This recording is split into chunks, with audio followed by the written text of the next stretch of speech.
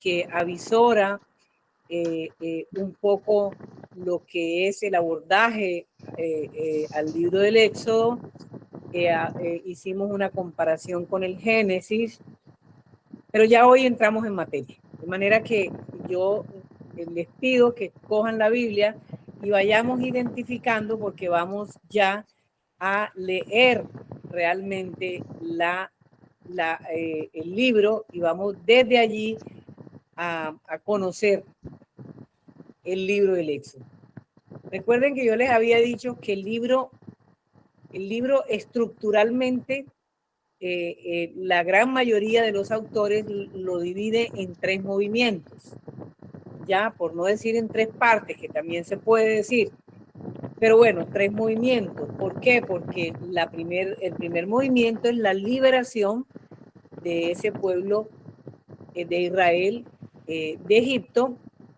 El segundo es el camino al Sinaí, y el tercero es esa alianza en el Sinaí con la presencia divina, ¿ya? Es decir, ese caminar hasta llegar al capítulo 40 del Éxodo. ¿Ok? Entonces, a mí me corresponden, nos dividimos entre Alberto, Nando y yo, a mí me corresponden las 4 primeras clases, es decir, me corresponde la liberación de Egipto del capítulo 1 al capítulo 15, ¿ya? Entonces, pues nada, iniciamos hoy con esa liberación de Egipto, que va a tener unos temas importantes. Perdón, Moisés, la vocación y la misión, que va a ser la clase de hoy. La tercera clase mía va a ser las plagas y el poder de Dios. Y la cuarta clase, el paso del mar y el canto a la libertad.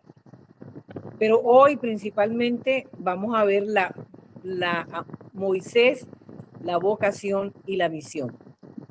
Recuerden que les había dicho que, digamos, lo que completa estos 15 capítulos ya está incluido el nacimiento de Moisés, cómo fue su vida, qué pasó, su formación en la corte egipcia, su fuga a Madián, esa vocación esa vocación y misión recibida de parte de Dios, para después narrar, digamos, todo ese tema de las plagas, esos prodigios también realizados por Moisés. Y por último, el tema de la Pascua, es decir, la salida por el mar de las cañas hacia la libertad. Ese es, digamos, lo que me corresponde a mí en estos 4 temas. Este segundo tema de hoy, ya, yo lo llamo la clase número 2, o el tema número 2, clase número 2.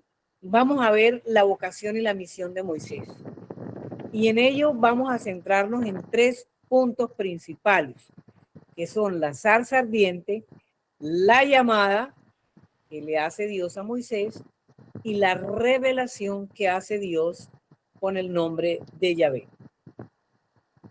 Yo quiero hacer un poquito, un repasito chiquito del marco histórico. Siempre me gusta que no se pierdan, siempre me gusta buscar el hilaje. Recuerden que según el relato del Éxodo, entraron 70 personas y uno dice, bueno, a ver, estas 70 personas que bajaron de Egipto, ¿quién se inventó esto?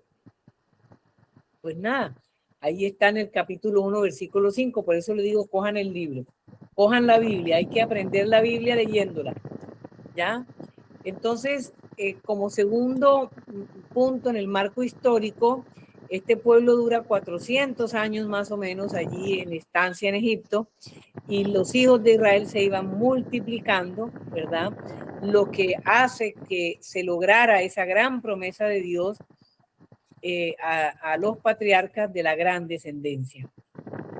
Lógicamente la posesión de la tierra no, porque todavía ellos van en busca de la tierra prometida. Eso es allá en el libro de Josué. Ya después del Pentateuco, allá en el libro de Josué, que vamos a mirar el tema de la tierra prometida. Así que desde la época de José, el cuadro político de Egipto ya había cambiado profundamente, ya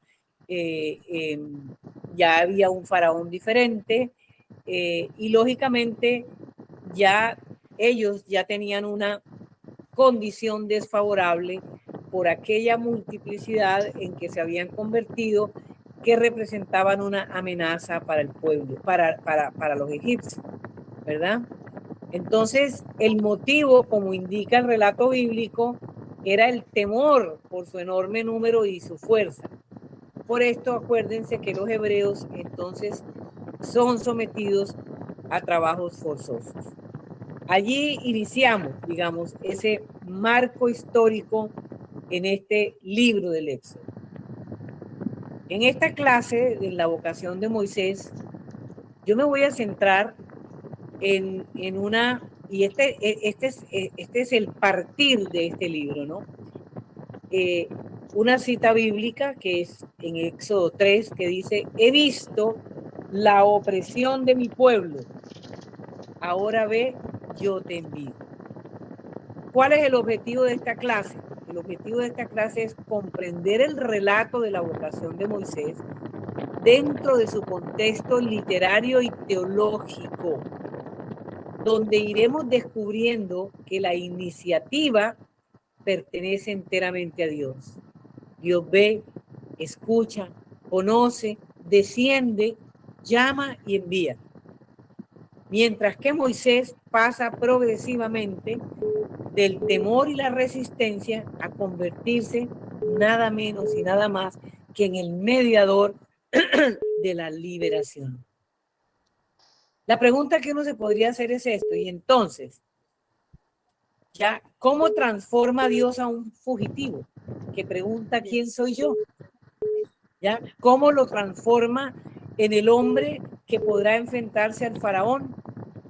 Oigan, esta es una pregunta que yo siempre me he hecho desde que llegué a relacionarme como formadora de Biblia, porque siempre lo he asociado con David y Goliat, digamos, pero también asociado con lo que somos nosotros. ¿Quién soy yo para que el Señor me elija a mí? ¿Quién soy yo? ¿Verdad? ¿Cómo Dios puede transformarme a mí, que soy una, digamos, humilde obrera, ¿ya? Y convertirme en una persona que pueda, digamos, transmitir esto a las personas o convertirme en una servidora. Es decir, vamos viendo todo esto, ¿no? Pero esta es la gran pregunta, porque quiero que el foco esté aquí. Que el foco esté aquí porque es muy importante. Hoy vamos a entender realmente para qué nos llama Dios, ¿ya? Y este libro es de las cosas que más fascinan. Fíjense que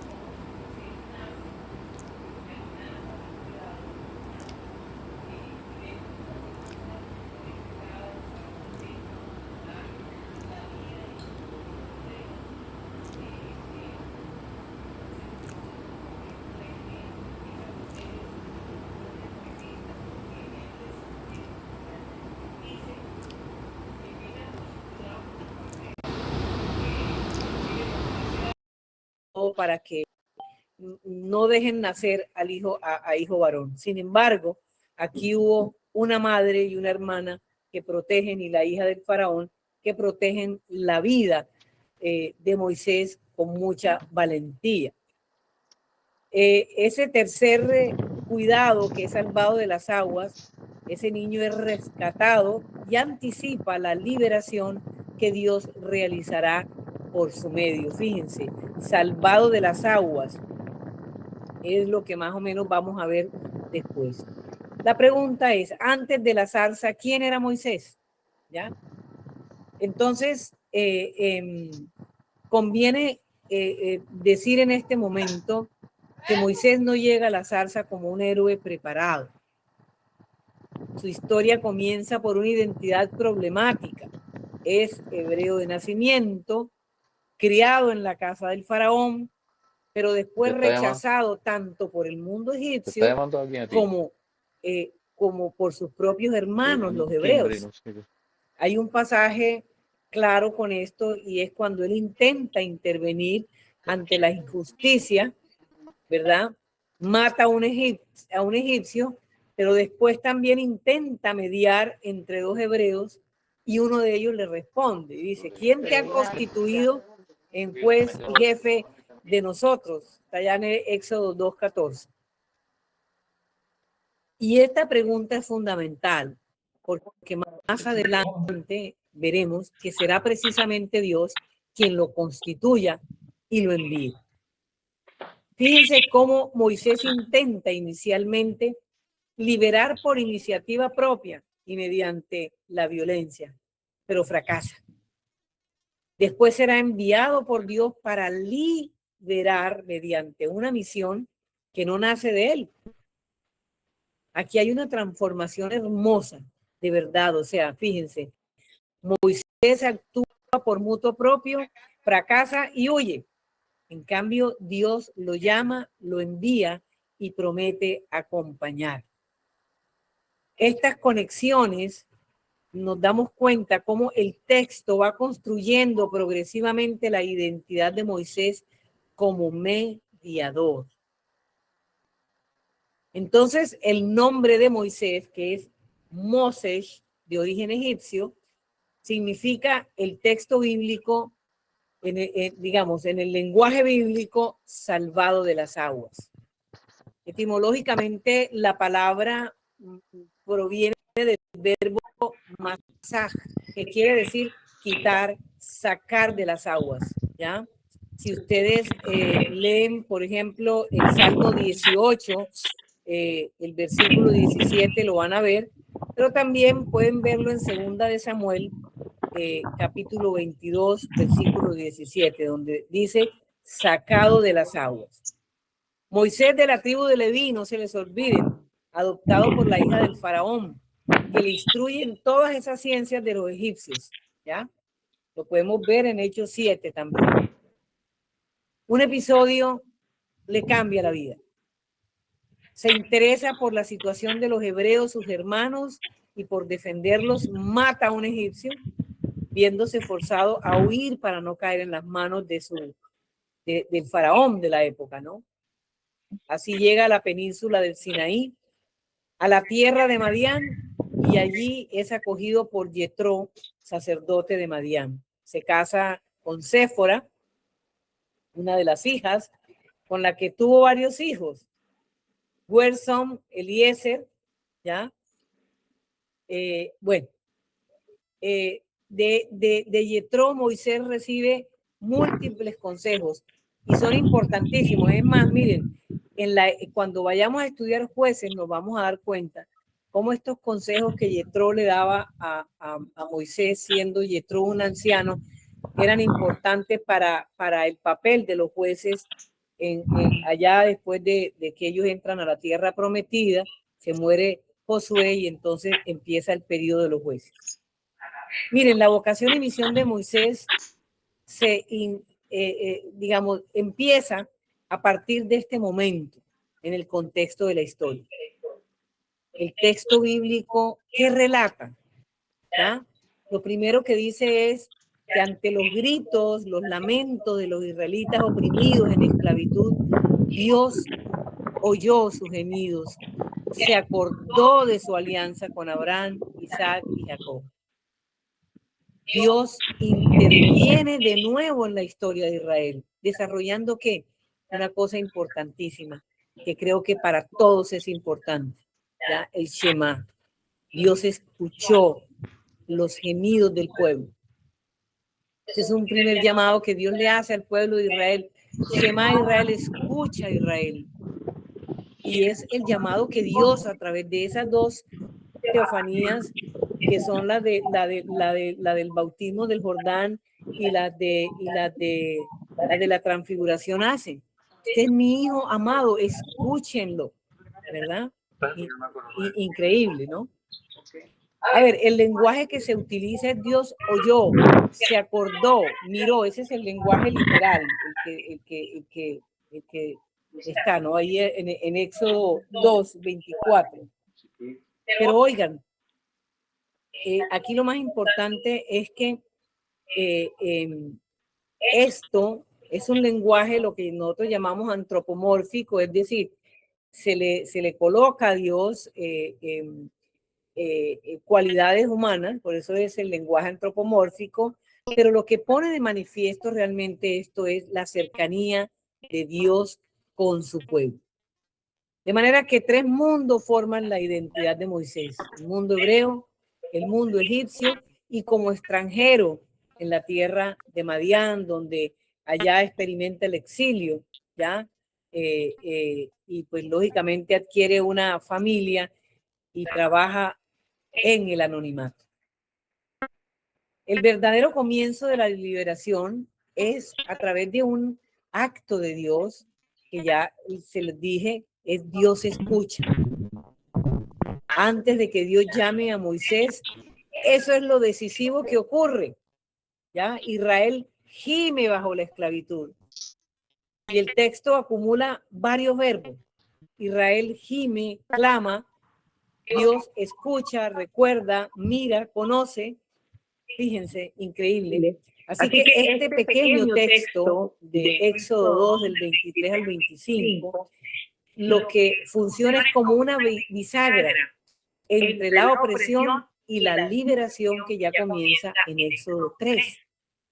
Entonces, cuando Dios dice que, cuando el texto dice que Dios recordó su alianza con Abraham, con Jacob y con Isaac, no significa que Dios la hubiera olvidado de ninguna manera.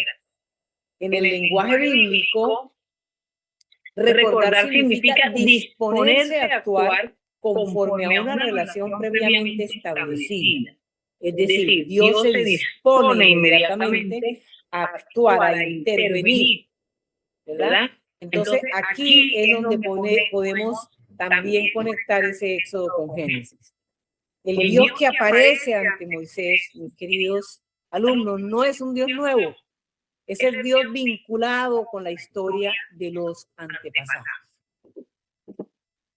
A ver, vamos a mirar qué pasó entonces con el tema de la zarza ardiente. Dice que listo, ya Moisés estaba establecido en Madián, ya se había casado y todo lo demás. Dice que Moisés estaba pastoreando el rebaño de Yetro y llega al Horeb, a la montaña de Dios. Horeb o Sinaí son los mismos, solamente que eso depende digamos, de la tradición. Por ejemplo, la tradición deuteronómica generalmente usa el Horeb, mientras las otras tradiciones utilizan Sinaí, pero son lo mismo, ¿no? Esto es lo que constituye, como digo yo, esas huellas de la diversidad de las tradiciones que posteriormente fueron integradas al Pentateuco. Por eso ustedes encontrarán eso, ¿no? El Sinaí, el Horeb. Muy bien, miren, no necesitamos nosotros imaginar que Moisés sabía que estaba llegando a la montaña de Dios, no. Para que el narrador se lo comunica al lector, es decir, nos lo comunica a nosotros anticipadamente, pero Moisés no estaba sino trabajando. Dice que la zarza ardía, pero no se consumía. Dice el Éxodo 3, capítulo 3, versículo 2, que se le apareció el ángel de Yahvé en una llama de fuego en medio de una zarza. Oigan, el fuego es una imagen frecuente de la manifestación divina. Pero aquí hay un detalle narrativo extraordinario. Dice, Moisés primero ve algo extraño. Por eso les digo, vayan leyendo el texto. Primero ve algo extraño. Después se acerca. Y solamente entonces Dios lo llama. Es decir, podemos representarlo de esta manera. Moisés ve, se acerca, Dios lo llama, Moisés responde. Vayan conmigo porque esto es muy importante para ir entendiendo todo lo que también sucede con nosotros. Es decir, Dios irrumpe en lo cotidiano. Oigan, hacer un ejercicio religioso allá en el monte, pues, ni buscando una revelación. No, Moisés estaba trabajando. Esto es importante, ¿no? Porque muchas veces pensamos que es que siempre Dios tiene que estar en lo extraordinario, siempre es como, no. Dios, él estaba trabajando, no tenía que hacer retiros, ni nada de eso, ¿ya? Él estaba trabajando. Muy bien. Entonces, la zarza que revela, oigan, este tema la zarza guía, pero no se consume, es muy importante para entender una cosa. Miren, Dios se manifiesta sin destruir. Recuerden que en el pasaje del Evangelio cuando dice, yo he querido traer fuego a la tierra y luego la hora que haga, no es para destruir. ¿Ya? El fuego es para purificar. Entonces, la santidad de Dios atrae, ilumina, pero también exige una nueva manera de acercarse. Fíjense, el fuego que no se consume. El Espíritu Santo de Dios que viene como fuego, ¿verdad? Muchas veces se manifiesta de esa manera.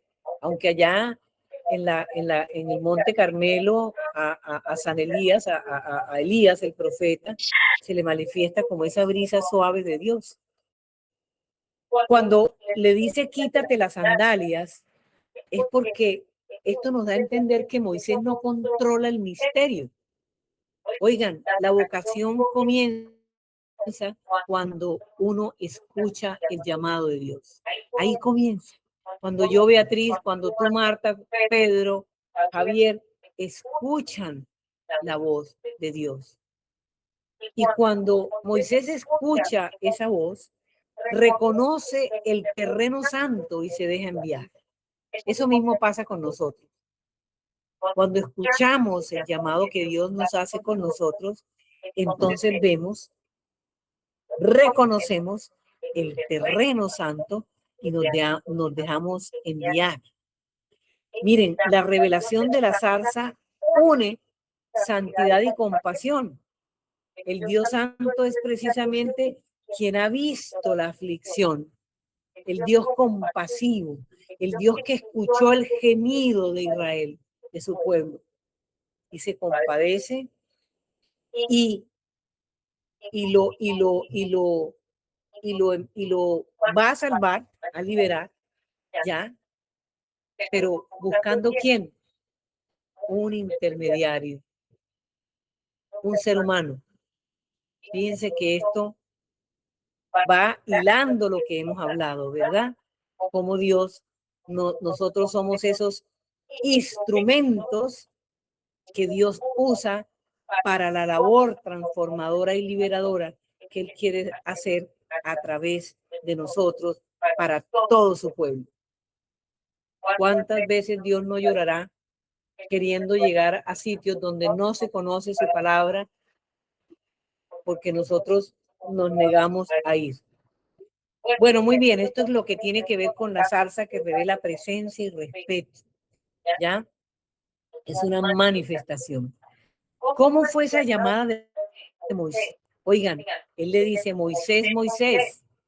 Cuando Moisés se aproxima, Dios lo llamó desde la zarza. Moisés, Moisés.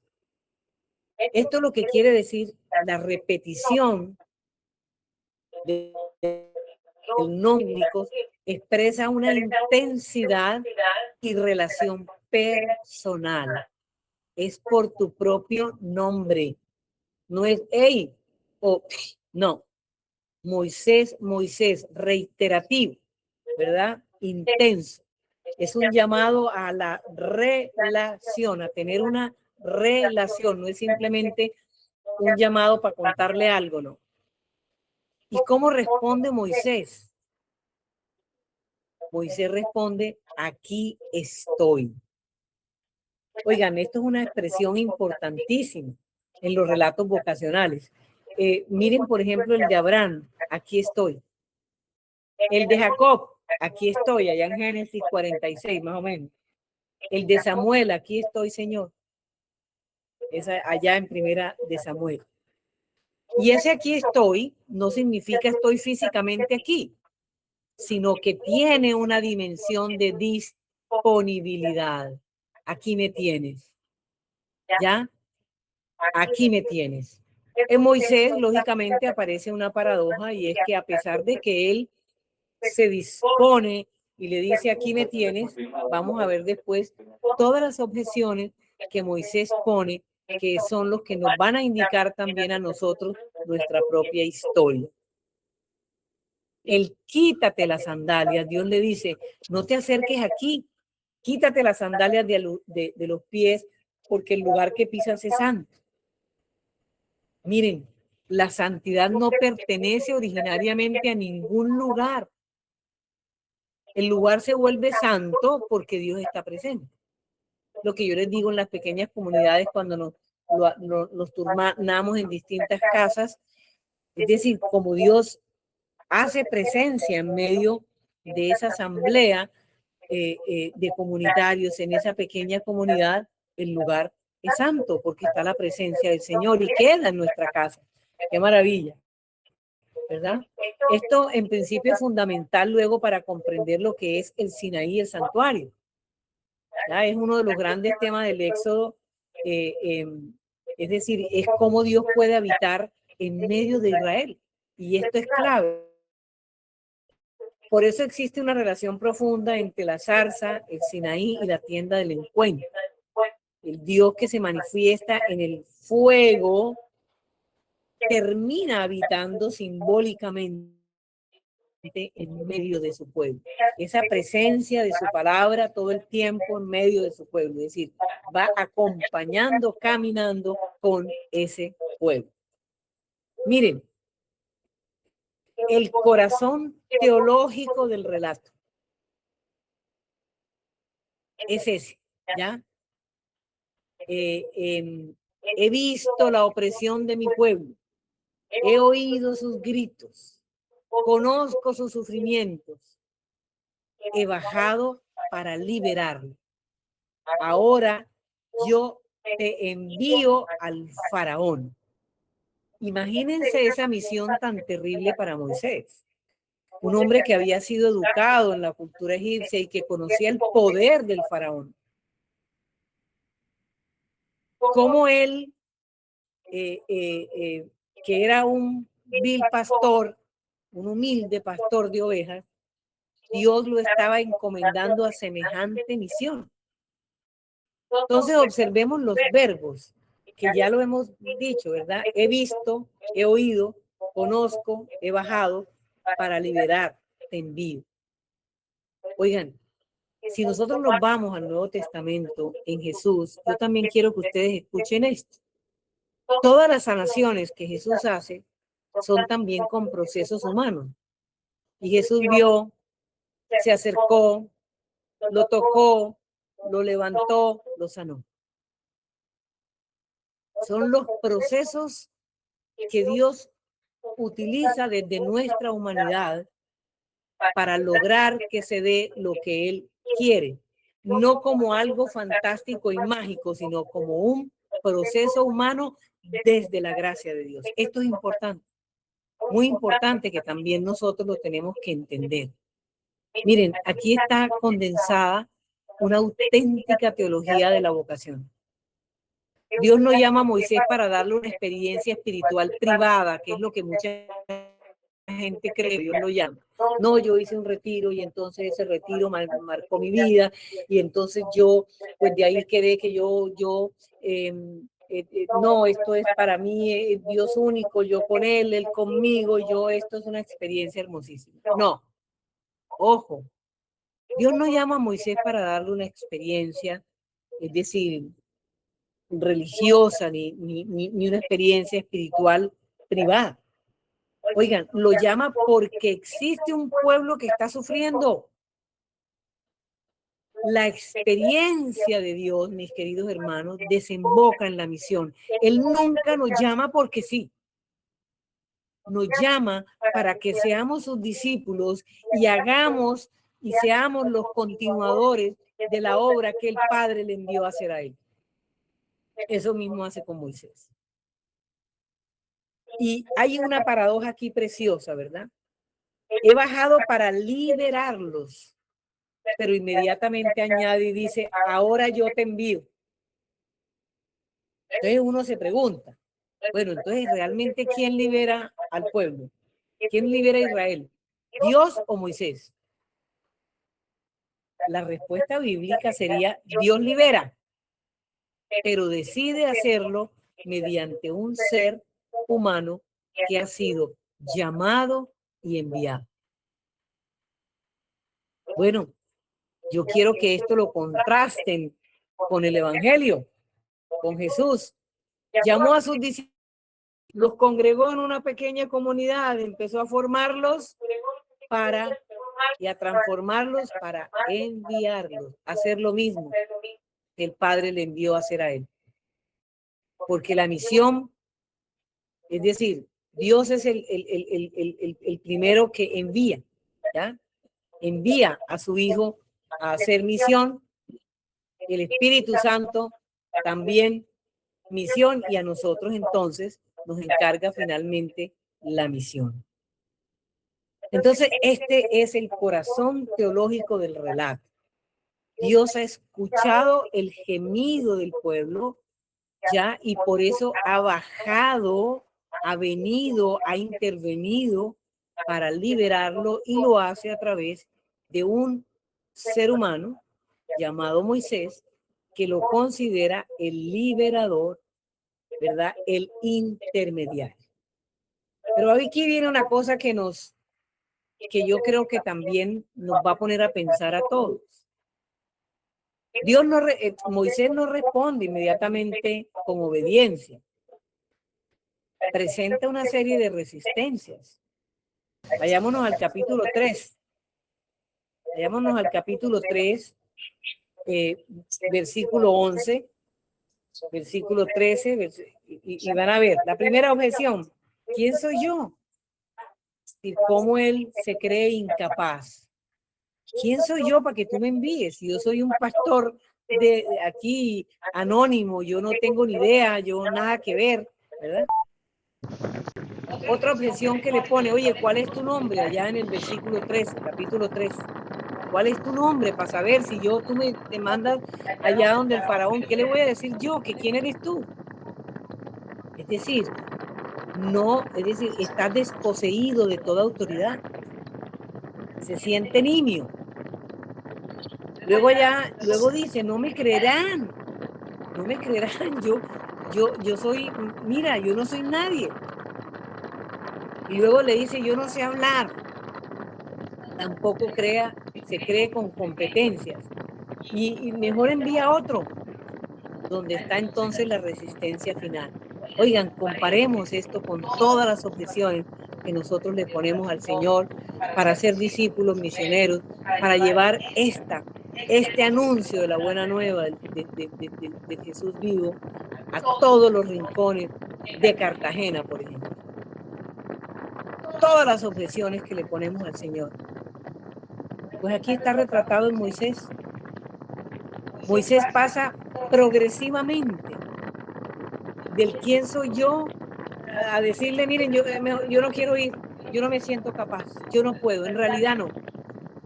Y este es lo más bonito de todo, porque este es el hilaje narrativo desde la teología que nos ayuda a comprender que Dios no ha sido consecuente siempre con este mismo escenario. Escoge a los humildes, a los no preparados, dota a sus elegidos, pero normalmente escoge a los que no están dotados. Hay alguien que tiene el micrófono abierto. Bueno, yo creo que ya. Muy bien. Entonces, fíjense, ¿quién soy yo para ir al faraón? Aquí aparece una cosa muy importante, el tema de la identidad. ¿Ya? Yo no soy nadie. Yo no soy nadie.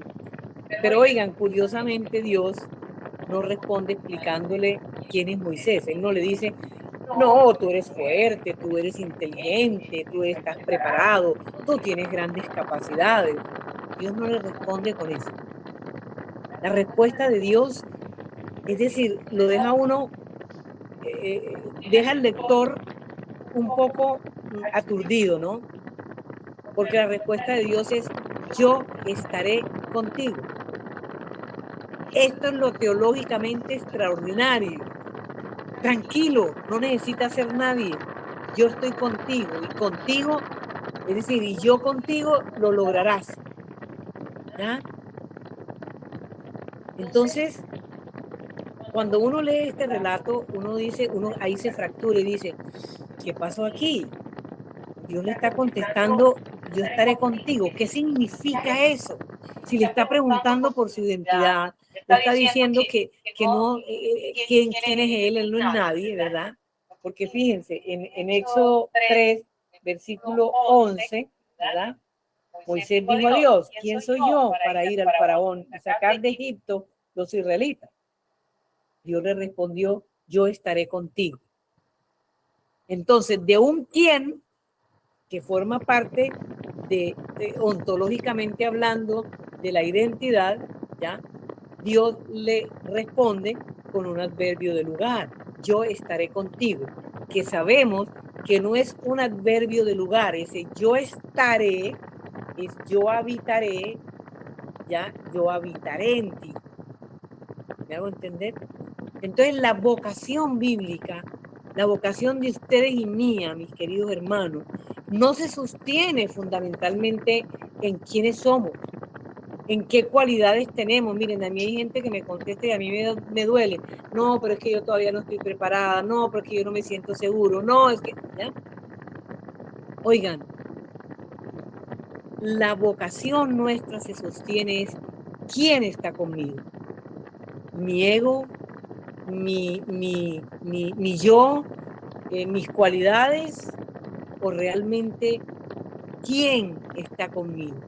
¿Quién es una persona? Y es la persona que se llama Dios. ¿Quién está conmigo? Esto es lo extraordinariamente teológico. Yo estaré contigo, yo habitaré contigo. ¿Ya? Es un verbo conjugado en el presente permanente. Yo estaré, yo estaré. Dicen, no dice yo voy a estar, no, yo estaré categóricamente. Si no, a mí no me preocupa qué cualidades tengas, no, yo no te he escogido para esto, yo te elegí para una misión y yo estaré contigo. Otra objeción que le pone Moisés es soy torpe de boca. Moisés dice, nunca he sido hombre de palabra, soy torpe de boca y de lengua. Ya esto está en el capítulo 4, versículo 10. Moisés dijo a Yahvé, mira Señor, yo nunca he sido hombre de palabra, fácil, ni aún después de haber hablado tú conmigo. Ya ves que soy torpe de boca y de lengua. Y Yahvé le respondió, ¿quién ha dado la boca a las personas? ¿Quién hace al mudo y al sordo, al que ve y al ciego? ¿No soy yo, Yahvé? Así pues, vete, y entonces lo envía, ¿verdad? Entonces, fíjense, yo estaré contigo, yo estaré con tu boca. Miren, la vocación, perdón, la misión la misión, que la vocación es el llamado, la misión es el para qué me llamo. La misión no elimina automáticamente la fragilidad del enviado. No. Dios actúa dentro de ella y va fortaleciéndonos. Y yo les digo, doy testimonio de eso. Soy un testigo de eso. Dios, en la medida en que tu corazón se dispone a decirle que sí, contando con su gracia, contando con su compañía, contando con su acción transformadora en ti, Dios va formándote, fortaleciéndote en esas fragilidades. Y aquí es donde Aarón entra en escena, ¿no? Finalmente Dios permite que Aarón hable por Moisés. Esto también tiene una relevancia muy grande. Otro tema importantísimo, ¿ya? Moisés no realizará solo la misión. Aarón se convertirá en su colaborador y lógicamente luego después irá adquiriendo importancia ya en toda esa tema sacerdotal que vamos a ver después. Así que desde una perspectiva, digámoslo así, histórico-literaria, estos textos reflejan la importancia posterior de la figura arónica dentro de Israel, es decir, cómo no envía solo a la misión, va con Aarón, ¿ya? Y cómo el mismo Dios va fortaleciéndolo. Es más, llega un momento en que Dios le dice, yo te enviaré como un Dios delante del faraón. Vamos a ver, dice, yo estaré en tu boca y te indicaré lo que debes decir. Él replicó, por favor, Señor, envía a quien quieras. Entonces se encendió la ira de Yahvé contra Moisés y le dijo, ¿no tienes a tu hermano Aarón el levita? Sé que él habla bien. Además, va a salir a tu encuentro y seguro que al verte se alegrará. Tú le hablarás y pondrás las palabras en su boca. Yo estaré en tu boca y en la suya, y os indicaré lo que habéis de hacer. Él hablará por ti al pueblo, él será tu boca y tú serás su Dios. Toma este cayado en tu mano, porque con él has de hacer grandes prodigios. Entonces, fíjense qué hermoso este texto tan chiquito, pero que es tan ilustrativo dentro de ese llamado, de esa vocación. Nuestras fragilidades no son el impedimento para que Dios pueda actuar en nosotros. Oigan, ¿quién era Abraham? ¿Quién era Moisés? ¿Quién era Jeremías, que también le dio esas objeciones de que era un muchacho? Gedeón, uno de los jueces, oye, yo soy el más pobre de la tribu, ¿cómo así? Sus discípulos eran unos anónimos, iletrados, algunos, ¿verdad? Pues esa es la pedagogía de Dios. Y a su hijo, lo encarnó en el vientre de una mujer y también le dio ese proceso pedagógico, digámoslo así, si se puede usar esta palabra, ¿verdad? Este proceso hermoso de actuar desde lo más pobre, insignificante. Oigan, no tenía dónde vivir, dónde nacer, no había lugar y tuvo que nacer en una pesebrera. Las pesebreras normalmente en Israel no eran pues a las afueras, ¿no? Siempre quedaba un poquito detrás de la casa y se usaban precisamente los animales ahí para en la época de frío calentar también. Entonces, en una pesebrera, uno no se podría imaginar que ese chiquitico nacido en la casa pobre fuera el gran restaurador del mundo, el gran liberador, el Mesías, el Salvador.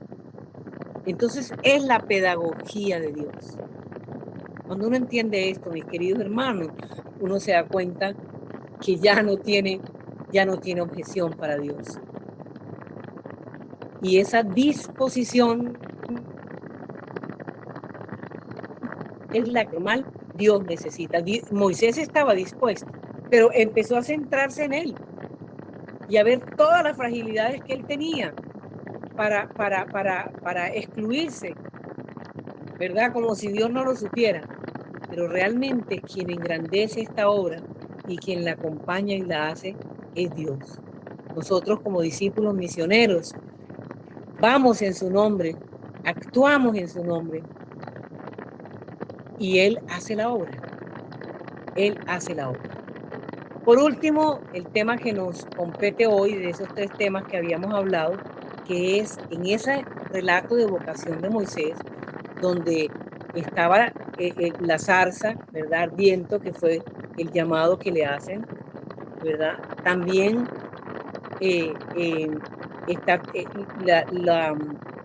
las objeciones, esa llamada que, primero la zarza, esa llamada que Dios le hace cuando está en la zarza, y por último, pues ya la revelación del nombre de Yahvé. Esa es la pregunta segunda que Moisés le hace al faraón. ¿Cuál es tu nombre? Perdón, a Dios. ¿Cuál es tu nombre?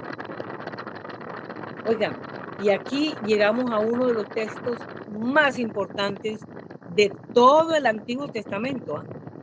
Éxodo 3, capítulo 3. Capítulo 3, versículo 3 en adelante.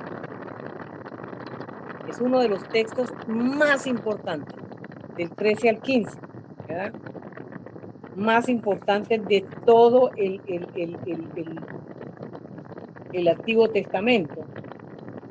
Contestó Moisés a Dios: sí, cuando vaya a los israelitas y le diga, el Dios de vuestros padres me ha enviado a vosotros, ellos me preguntarán, ¿cuál es su nombre? ¿Qué le responderé? Dijo Dios a Moisés, yo soy el que soy, y añadió, esto dirás a los israelitas, yo soy, me ha enviado a vosotros. Bueno, y sigue, ¿verdad? Miren, Dios responde así, yo soy el que soy. El Yek, Asher, el Yek, ¿ya? Yo soy el que soy. ¿Qué quiere decir esto? Aquí hay que hacer una claridad porque en la exégesis contemporánea, ese verbo hebreo que es hayak o hayak, ¿ya?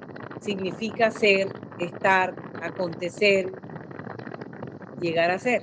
Por eso ese Eyek, Asher Eyek, admite varios matices, ¿ya?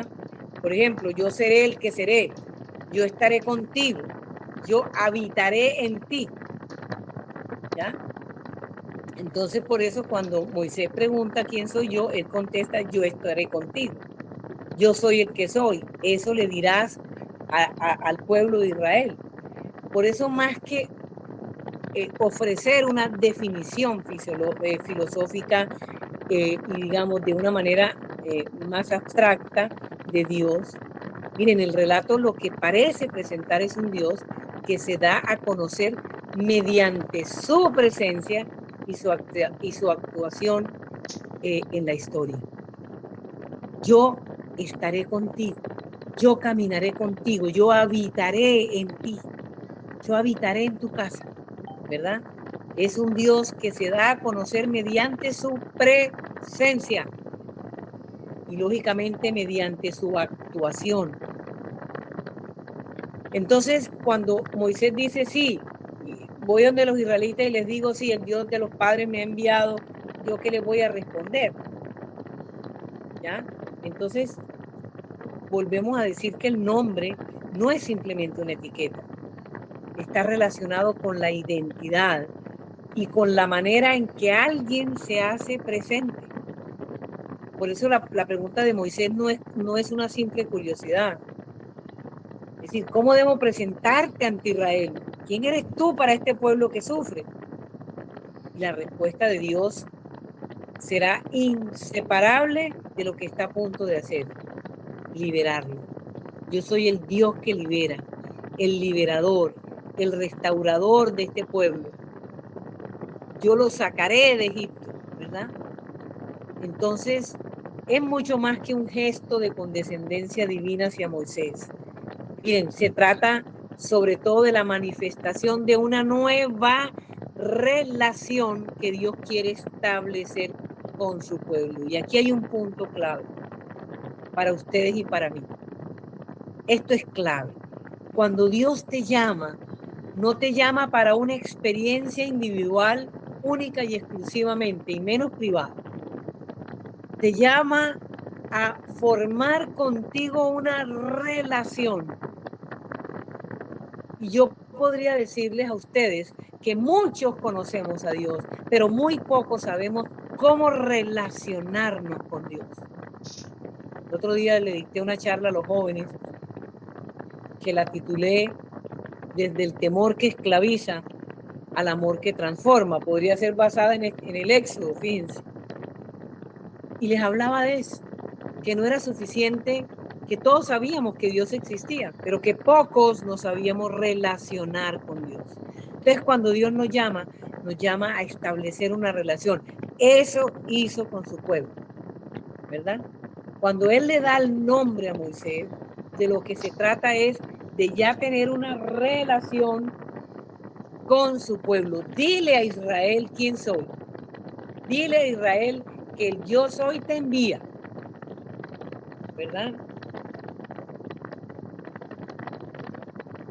Entonces, el Dios, ese Dios, digamos, es el que va lógicamente haciendo dentro de esa presentación, también va estableciendo unas nominaciones que también a Moisés le tranquilizan, ¿verdad?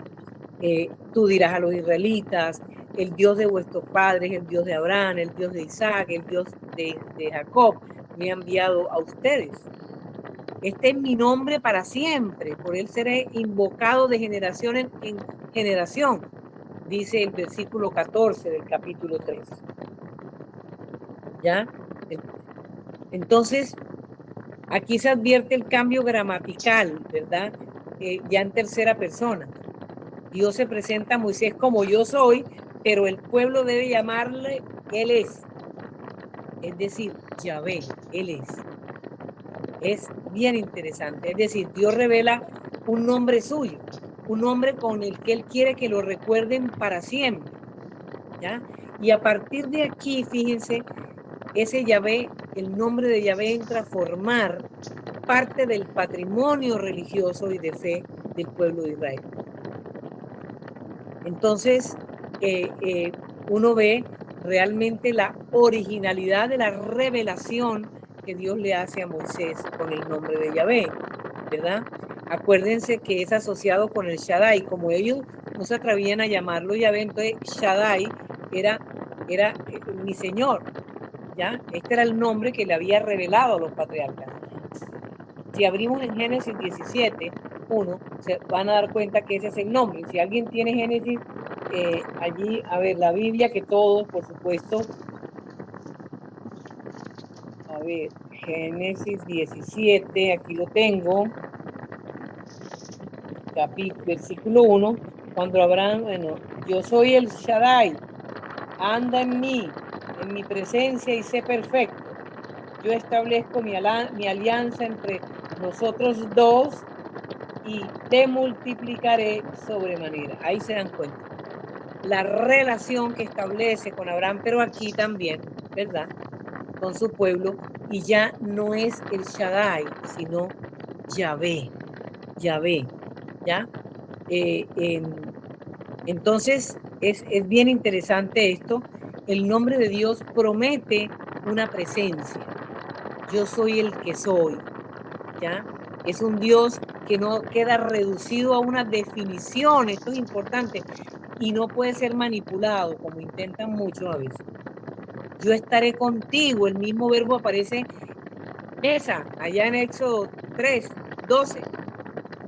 Comprende que la fidelidad de Dios que estará actuando junto a Moisés, que lo estará acompañando por siempre. Oigan, es importante entender que Moisés no aparece como un hombre perfecto o como un héroe perfecto. Tiene miedo, fracasa, discute, se resiste, se enoja, intercede, obedece. También se equivoca, pero precisamente por eso se convierte progresivamente en mediador entre Yahvé e Israel. Es decir, su identidad no está completamente formada cuando recibe la llamada. Y ojo que esto no se les olvide nunca, que ya se lo repetí, la misión va formando al llamado, o sea, a la persona a quien se llama. Lo va formando. Por eso, mis queridos hermanos, somos discípulos misioneros en una sola palabra, decía el Papa Francisco. No es simplemente discípulos, sino misioneros.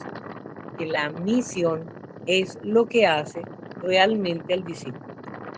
La misión no está en el hacer, la misión está en el ser, ¿ya? La misión está en el ser. Por eso dice, yo te enviaré a ti y estaré contigo. Muy bien. Entonces uno aquí, ya como para ir concluyendo, existe una estructura que se podría decir así, ¿verdad? Entonces, miren, Dios, ¿qué hace Dios? Ve, oye, conoce, desciende, llama y envía. ¿Qué pasó con Moisés? Moisés ve, se acerca, escucha, pregunta, objeta y luego se deja enviar. Y luego hay otra que es Dios, Moisés y el pueblo, ¿verdad? Aquí aparece la estructura perfecta y fundamental de la mediación, porque cuando Dios es enviado, Dios envía a Moisés, Moisés es enviado al pueblo. Entonces se establece una relación entre Dios y el pueblo y Moisés es el mediador. Dios escucha el clamor del pueblo, como ya habíamos dicho, llama a Moisés para intervenir en la historia de ese pueblo, en ese clamor. Y vemos también, concluyendo, cómo Dios responde a las resistencias del llamado, ¿verdad? Miren, la misión no descansa en autosuficiencia. Yo estaré contigo, dice el Señor. Dios se da a conocer cuando Él le pregunta su nombre como una presencia fiel y por sobre todo libre. Cuando Moisés le dice no me creerán, oigan, los signos respaldan una palabra. Recuerden las plagas, todos los signos que Moisés también hacía con el cayado, ¿se acuerdan? Respaldan la palabra. Y esa palabra, ojo, que debe ponerse en camino como se puso Moisés. Esa palabra que se puso en camino ya a través de Moisés, pero también se puso en camino en el pueblo de Israel. Y signos había, y los van a ver después, en la próxima clase. No sé hablar, miren, Dios acompaña. La fragilidad tuya y mía no cancelan la vocación. Hay que despojarse de todo eso para que en esa fragilidad Dios actúe y me pueda fortalecer. Así que las objeciones de Moisés lo que muestran es que la vocación bíblica admite diálogo, también resistencia y también acompañamiento. Recuerden de Job, me encanta, porque a mí eso me traduce perfectamente, es decir, algo que sucede y que a veces la gente no entiende, que todo parte de un encuentro personal con Jesús, con Dios. Cuando Jacob decía, antes te conocía de oídas, ahora te conocí, ahora te vi, ahora sí me encontré contigo, ahora sí sé quién eres tú y quién soy yo, a qué me has llamado y por qué estoy aquí, ¿verdad? Así que, concluyendo ya, para, digamos, hacer como una aplicación teológica y pastoral, podríamos plantear lo siguiente. Fíjense, primero, Dios escucha el clamor antes de que Moisés conozca siquiera su misión. Ya Dios ha escuchado el clamor del pueblo. Esto es importante. Antes de tus angustias, digamos, antes de que conozcas quién va a enviarte, a quién te va a enviar para clamar o para ayudarte, ya Dios ya conocía tus angustias, ¿verdad? Y antes de que te llamara a esa misión, ya Dios conocía el clamor de la persona a donde te va a llevar o a ese grupo donde te va a llegar. Entonces Dios primero escucha el clamor. Segundo, la vocación comienza en Dios, no en las capacidades de la persona que ha sido llamada. Comienza en Dios. Él toma la iniciativa. Es plenamente desde su libertad. Tercero, Dios llama por el nombre, mis queridos. Moisés, Moisés. Concreto, nombre y repetido. No nos llama a través de, nos llama directo. Cuarto, podríamos decir, toda vocación verdadera conduce hacia otros. Dios te ha llamado y si tu vocación, realmente tu llamado, ha sido verdadero en ti, tú sabes perfectamente que no es para quedarte en ti, sino para conducirte a otros.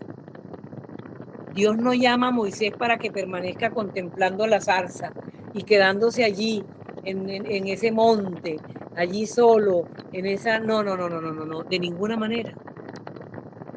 Oigan, y quinto, sentirse incapaz no invalida necesariamente una vocación. No, señor. Moisés pregunta ¿quién? Moisés quería saber si él era suficiente para la misión. Y miren, Dios no le aseguró que fuera suficiente. Le aseguró que no estaría solo. Por lo tanto, mis queridos hermanos, esta es la conclusión de la clase de hoy. Cómo esta lectura histórica, cómo este acontecer histórico se hace presente también en nuestras vidas desde una lectura teológica y pastoral de este libro del Éxodo tan hermoso, pero especialmente de Moisés, que es el preludio de Cristo, ¿verdad? Y cómo este hombre, a partir del llamado con Dios, nos enseña realmente a entender nuestro llamado. Y mi invitación realmente en esta clase es para que también ustedes se dispongan a escuchar, a reevaluar ese llamado, a entender realmente si ese llamado se ha hecho verdadero en ustedes, si se ha hecho real en ustedes, si los ha llevado verdaderamente a lo que Dios quiere. De manera que, bueno, este es el final de esta clase. Los quiero escuchar. Preguntas, inquietudes, cómo nos sentimos, exhortados, animados. Oigan, gracias, Beatriz. Este es un libro, el libro del Éxodo es un libro que a mí me apasiona, de verdad. Me enseñó mucho en mi vida y me sigue enseñando todos los días, ¿saben? Todos los días me enseña. Cuando preparo la clase me deleito y le agrego cosas y bueno, pero este no es la misma clase que vieron mis alumnos de Biblia, por ejemplo. Alberto, que fue alumno mío, no, de pronto no era la misma clase. Le ha ido metiendo ingredientes, ¿o no, Alberto? Claro que sí. Yo resaltaría esta charla tuya, bueno, de las muchas cosas que nos ha enseñado esta noche. Que Moisés observó algo que también observó en la Virgen María, y es la humildad. Porque de pronto otro hubiera dicho, no, Señor, yo estoy aquí porque yo estoy sobrado, yo soy el berraco, no te preocupes, que yo voy, yo tengo un hermano que se llama Aarón, y vamos a organizar la cosa. No, Moisés reconoce su absoluta incapacidad y dice, yo no sé hablar, ese pueblo no me conoce, el faraón no me va a parar bola, o sea, es un acto, en el fondo ahí hay un acto de humildad. Claro, claro que sí, sobre todo una intervención hacia él mismo, ¿no? Él hace un insight, uno hacia adentro y dice, es decir, ve tan grande lo que le propone que se considera incapaz, porque además era bien retador, porque quién más que él no conocía al faraón y el poder del faraón. Lida, ¿ibas a decir algo? Sí, que la pregunta de Moisés es legítima, totalmente legítima, porque es una persona que la Biblia no lo reconoce exactamente como tartamudo, pero dice que era una persona que no podía hablar con fluidez.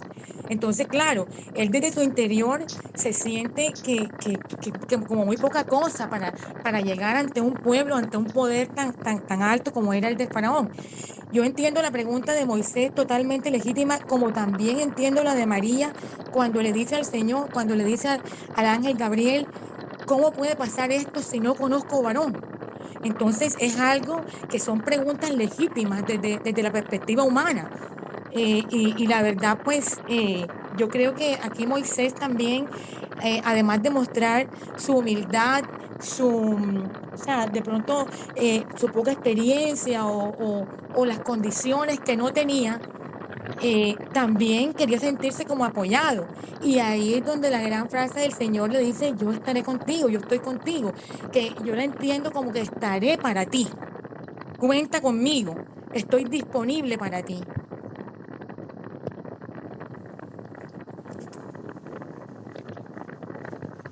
Ay, no te escucho. Ay, perdón, fue que sí. Sí, yo estaré contigo y yo habitaré en ti. ¿Ya? Yo habitaré en ti. Sí, Lida, y efectivamente, claro que es válida.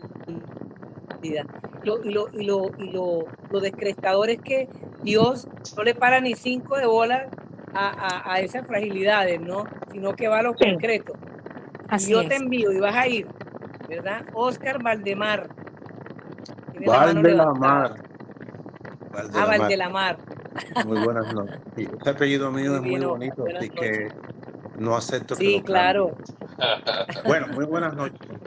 A mí me parece que todo esto que hemos trabajado esta noche nos deja muchos mensajes a nosotros y a mí especialmente me deja que de pronto los obstáculos que nosotros ponemos cuando se nos invita a ser parte de una iglesia en salida, cuando se nos dice es que si somos discípulos necesariamente tenemos que ser misioneros, digamos que esos obstáculos realmente no existen, porque nosotros tenemos que tener en cuenta que Dios va con nosotros, así como le dejó claro a Moisés. Le dejó claro a Moisés pues que en todo esto él iba a acompañarlo, él iba a estar siempre junto a él. Y a veces a nosotros se nos olvida eso. Y de pronto pensamos más en las limitaciones que tenemos, de pronto el miedo a hablar en público, de pronto el miedo a tener una experiencia nueva. Y se nos olvida que el Espíritu Santo de Dios va con nosotros. Yo personalmente siempre he dicho que cuando voy a decir algo, de pronto en alguna formación, pienso que lo voy a decir de una forma y al final resulta otra y yo me doy cuenta que así fue mejor y pienso que Dios me acompañó, que su Espíritu Santo me acompañó. Gracias. Gracias, Oscar. Mari Lourdes y luego Violetica. Ah, no, perdón. Vanessa Arenas tiene la mano levantada de segunda. Después María Lourdes y luego Violetica. Vanessa. Buenas noches. Buenas noches, Vanessa. Bueno, yo quería consultarle con respecto a, usted nos habla que Dios escucha primero nuestro clamor y luego viene este llamado. ¿Cómo hace uno para identificar ese llamado? Y cuando nos dice que nos llama por el nombre, yo obviamente me imagino que no es literal, pero ¿cómo podría uno identificar cuándo es ese momento? Solamente lo puedes identificar tú. Yo te puedo hablar de mi llamado o de mis múltiples llamados.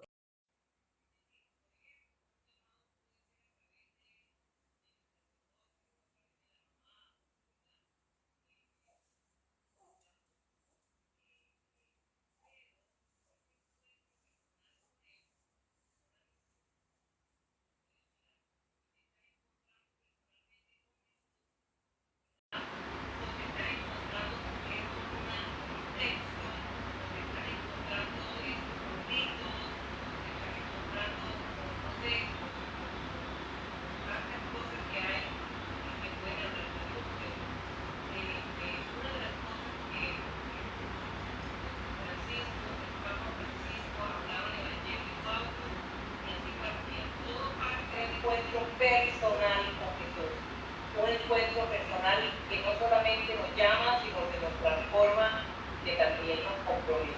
Entonces uno debe identificar ese llamado por lo que hablábamos ahora al final, es decir, Él no me llama para mí.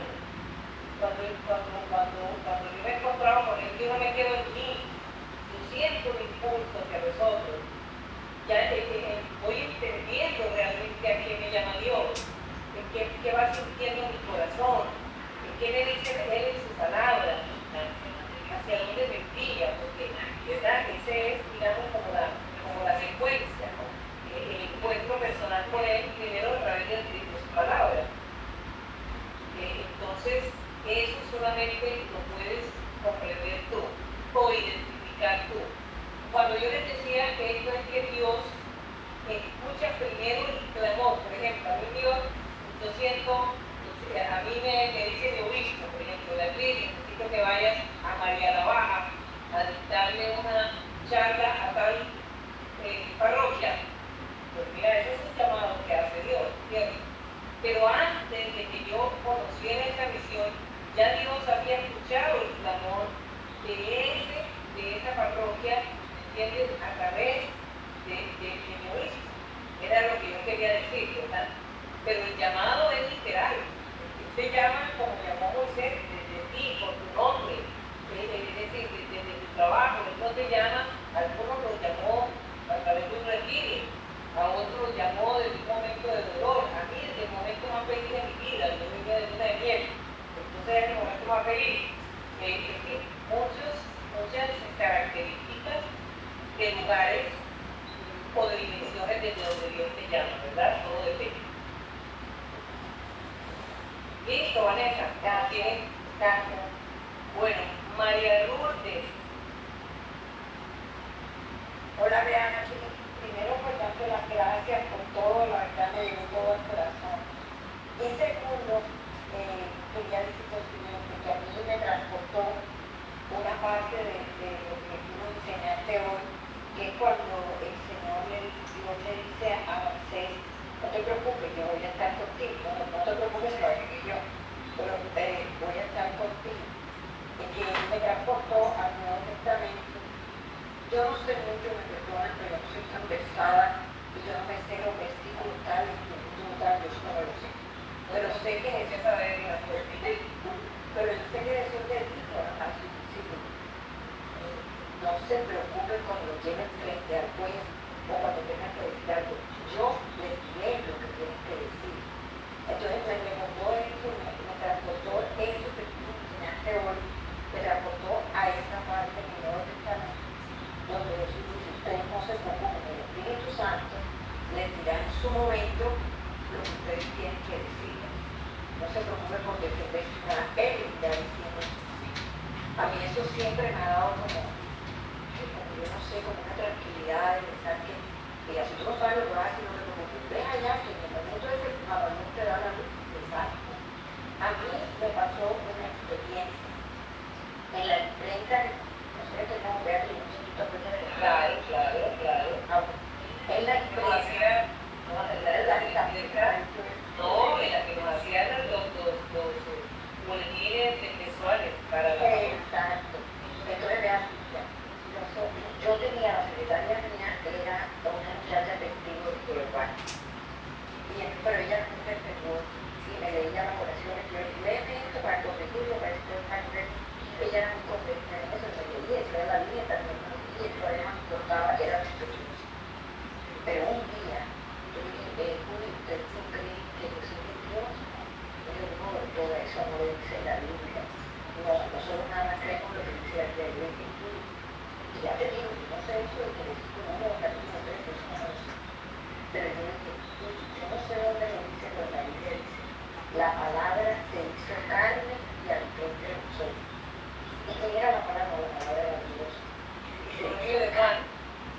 Amén. Yo no sabía la cita, pero yo la palabra que dice está en mí. Y a nosotros solo quiere decir que Jesús era Dios, era la palabra, se hizo carne que es Jesús y habitó entre nosotros. Por eso yo sí creo que Jesús es Dios. Ella no me dijo más nada, yo tampoco, pero yo no sé de dónde me salió eso. Yo pienso que será Miguel, el Espíritu Santo me la hizo santo. Claro, así es. Así es, ¿no? Y hay muchas maneras, hay muchas formas en la Biblia donde habla. ¿Qué dicen ustedes que soy yo? Le pregunta a sus discípulos. Y es cuando Pedro le dice, tú eres el Hijo de Dios vivo en que nosotros. Exacto. Y él le dice, eso no te lo ha revelado, sino el Espíritu Santo, se lo dice. Así es. Gracias, Mari, gracias. Gracias a ti, gracias. Bueno, Violetica. Bueno, buenas noches. Bueno, yo la verdad es que me identifico mucho, siempre me he identificado mucho con Moisés, porque yo siento que nunca he sido como muy buena para hablar en público. Siempre he sido muy tímida, pero también reflexiono que fíjate que Dios ha podido darle la capacidad a Moisés de hablar. Y en este caso utilizó fue a su hermano, o sea, utilizó fue a Aarón. Y ese acompañamiento, o sea, el don que Dios le da a cada uno para servir. Yo pienso que a cada uno nos da un don distinto y eso es lo bonito, porque podemos servir de diferentes maneras. No todos cantan, no todos me hago entender.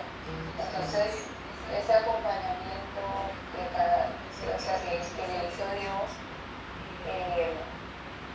me parece maravilloso que Dios utilice con los dones y los talentos que cada uno nos da, porque Él ha podido darse, se ha podido en ese momento dotarlo de la capacidad para hablar, porque Dios, pero no lo hizo de esta manera, utilizó al otro con el don que el otro tenía. Y es consecuente, ¿no? Y es un Dios que sigue siendo consecuente. Yo lo bendigo y me doy en dos, que no lo hacemos nosotros, sino de dos en dos. Ya en el Nuevo Testamento, yo lo bendigo de dos en dos, a los 72, ¿se acuerdan? Entonces sí, yo pienso que esa complementariedad es muy importante, ese acompañamiento también, porque refuerza en la misión. Es también una clave para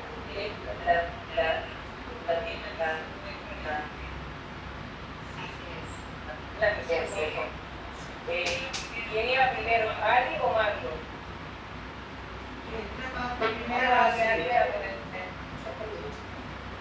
Hola. No, el Marco para allá de Vietnamado. Patricia. Bueno, Patricia. Hola, buenas noches. Bueno, yo quiero compartir como la percepción que he tenido en este inicio de clases sobre el terrible verso. Hay lecturas que en general no, o sea, o les parecen muy densas o muy estáticas, que tienden como a aburrir a uno y a perder el interés sobre las mismas en general, o sea, estoy hablando en general. Y el hecho, no sé por qué yo tenía esa percepción, o sea, no sé, yo tengo como interés, no sé si digamos, soy de las cosas que les pasa, o sea, me interesa más por unas lecturas bíblicas que otras, pero el hecho era de eso como que estaba ahí rezagado. Pero cuando empezamos, empecé como, o sea, como una secuencia, me siento como un interés cuando uno está viendo una serie que no quiere que acabe. Entonces, que cada marcha quiero que llegue como para continuar esa secuencia, o sea, me ha despertado un interés, una gran motivación, porque es cómo explicar, o sea, el sentido, o sea, lo interesante que es el libro, lo profundo, que me ha interesado de sobremanera y aclarado muchas cosas que de pronto antes las había leído y no les había encontrado el sentido que me encontraron en estas clases. de verdad, poder estar participando de este curso y teniendo a ustedes como guía en esta tarea. Gracias. Gracias Patricia. Ali.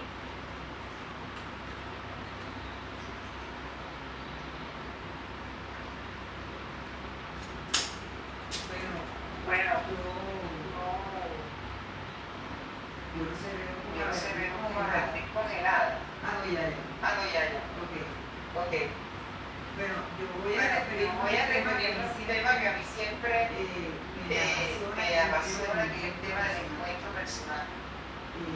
Que tocó Vanessa. Y la respuesta que también le han tenido en el sentido de que uno lo siente y que además eso trasciende lo material en el sentido de que no es quedarse en una lectura, no es en un escrito, no es una asistencia a misa, sino que es algo que uno lo siente en el corazón. Cuando uno tiene ese encuentro con Dios, eso es un enamoramiento loco. Es un amor que no le permite a uno decir que no. Es un amor que lo lanza a uno a el abismo con los ojos cerrados. Es un enamoramiento que le permite a uno hacer cosas que uno nunca pensó que podía hacer. Arriesgarse a cosas que tampoco uno es capaz de hacer normalmente. Yo diría, y además, él nos busca y es una cosa increíble, pero realmente es nuestro personal con él el que nos permite seguir caminando con él, apartándonos del grito, digamos, del miedo. No es que voy a esto por miedo, no, es que no es por miedo, es que es por amor. Es por amor. Eso es, digamos, cómo conseguir ese encuentro. No hay manera de eso, no tiene fórmula. Yo creo que a cada uno tiene un camino diferente y lo que tenemos que estar es abiertos, nuestro espíritu abierto al recibir, yo diría, ese soplo, esa luz del espíritu que nos cautiva, que nos amarra, y que después de que uno tiene ese encuentro no hay marcha atrás. Es que uno puede caer, porque todos somos pecadores y todos los días nos toca levantarnos. En estos días le escribía yo a alguien que me hizo una consulta, que me escribió alguna preocupación y le decía que todos los días nos acostamos y en ese momento que hacemos un acto de contrición, que hacemos una oración, estamos convencidos que ya nos acostamos santos. Ya este día lo pasé, pero al día siguiente apenas abrimos el ojo, empiezan los escollos. Cada día un día de conversión, porque ese día nos toca superar algo por la fuerza del Espíritu Santo, no por nuestra fuerza. Entonces eso, cuando uno tiene eso claro, ese enamoramiento, entonces cuando nos encontramos con esas piedras que todos los días vamos a tener, no tenemos temor a lanzarnos a un abismo, por decirle, porque no es un abismo, nos permite arrancar todos los días de su mano a seguir ese camino que terminará en nuestra pacto. No tenemos miedo, o sea, nos angustia, obviamente, las equivocaciones, porque por supuesto tiene que darnos dolor en el corazón, ofender al amado, porque es que no es por miedo realmente a condenarnos, sino por el dolor que le causamos a quien amamos con todo el corazón, y todavía peor sabiendo que todos los días vamos a caer, porque somos débiles, somos carne y espíritu. Entonces es un encuentro, yo lo llamo el enamoramiento. O sea, el día que sentimos, voy a usar una expresión de no tragados de eso. Ese día tuvimos el encuentro. En cualquier parte, en cualquier momento, en cualquier circunstancia, porque no hay fórmulas mágicas.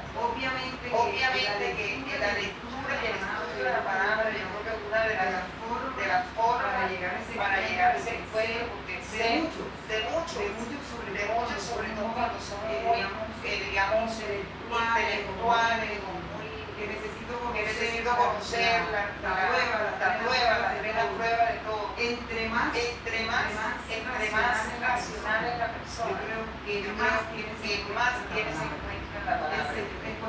En cualquier lectura, no sabemos cuál, a lo mejor con una y la otra con otra. Digamos, primero quería decir eso, y lo otro es que yo creo que tenemos que pedirle una fe profunda, porque es que la fe es la que nos permite lanzarnos sabiendo que Él nos lleva. Y también quería llegar a lo de los talentos del que hablaba Violet. Y es que nadie tiene todo, y gracias a Dios nadie tiene todo. Y nos vamos a Pablo cuando dice que necesitaba eso. Ustedes se imaginan, si no tuviéramos esos obstáculos, volaríamos, nos sentiríamos locos, que no aterrizaríamos, porque nos sentiríamos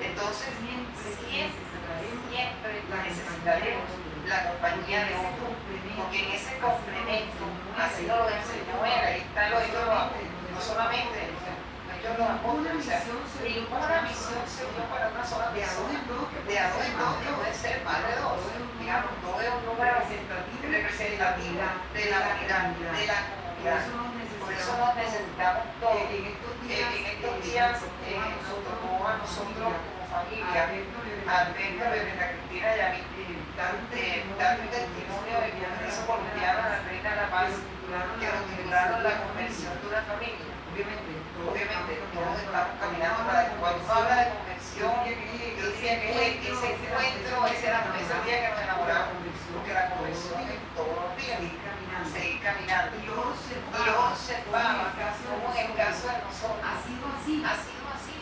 Yo no podría haber encontrado nada si no hubiera tenido aviones, si no hubiera tenido Alberto en mi camino. Es un caso increíble. Nosotros somos como un tri, en donde uno tiene una cosa, otro tiene otra y otro tiene otra. Y después se han ido uniendo otros en la familia. Pero ahí vemos cómo es la comunidad la que camina. No camina uno solo, que no puede caminar uno solo. Es la comunidad. En el caso de nosotros, el Señor nos ha bendecido porque ha querido, en este caso, que sea una familia que a cada uno le da un toque. Yo soy la más loca de todos, pero digamos, una manera de ser, unos talentos a cada uno unidos nos permiten caminar. Me llamaron a que no tengamos miedo. Yo en estos días estoy haciendo una cosa que en mi vida hubiera pensado, que cerca de Quita, nunca he tenido formación de catequista. Ustedes saben que yo nunca he estudiado nada de ser catequista. Estoy dictando catequesis en una parroquia que no es la mía. Y yo, bueno, me lancé, si el Señor me llama, no le puedo decir que no. ¿Cómo lo voy a hacer? ¿Qué tú irás haciendo? Entonces todo esto para decirle que dentro de nuestra debilidad, la fragilidad, dentro de nuestras incompetencias, está enamorado, locamente, tragadamente enamorada de eso. Es lo que nos permite hacer cosas que de verdad nos parece que pudiéramos conocer. Y aparte, disculpe que lo hubieran entendido, pero es que a mí cuando hablan ese tema, en lo que ahí yo siento es el tema del enamoramiento, de Dios. Así es, yo le no necesario, es que la formación, conocimiento de Dios en su palabra va madurando, haciéndonos que maduremos en la vocación, ese amor loco, furtivo que uno siente por Dios. Luego ese amor va madurando y uno va entendiendo que todo lo que es decir, a dónde Dios me lleva, a dónde Dios va, para eso existe además toda la orientación desde el magisterio de la iglesia y desde la pastoral de nuestra iglesia, porque ahí es donde tenemos que estar insertos. Porque si no, las rueditas sueltas no sabemos y andamos como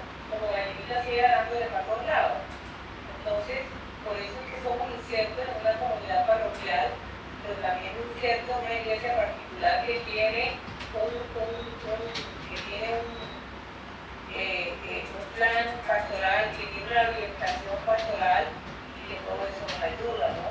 A entender hacia dónde Dios quiere que vayamos. De manera que, vale, nada, yo creo que es hacer un ensayo, ¿cierto? Es decir, y poco a poco ir sintiéndolo adentro,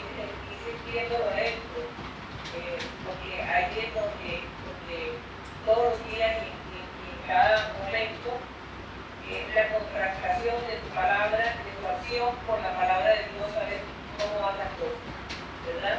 Mira. Bueno, yo brevemente quisiera decirle a Vanessa que su ministerio de la palabra es un llamado.